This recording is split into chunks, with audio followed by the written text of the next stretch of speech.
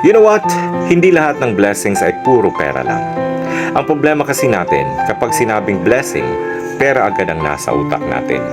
Pera ang ating batayan for a successful life. Yung pera lagi ang dahilan for our happiness in life. Oo naman, di ba? Kasi naggagawa natin lahat ng gusto natin dahil sa pera.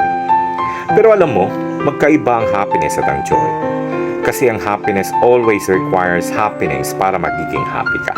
Like for example, inaantay mo lagi ang sweldo para may pera ka. Kumain, bumili ng gusto mo, makagala kasamang kaibigan at uminom. And after that, mag-aantay ka na naman sa susunod na sweldo kasi ubos na ang pera mo. Feeling empty na naman ang pakiramdam mo. Samantalang yung joy, iba. Kasi it's a state of being. It's a fulfillment. Contentment.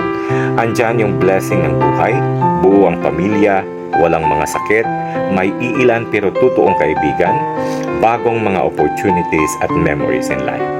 And that's life, more than just money. Kaya, be grateful to God.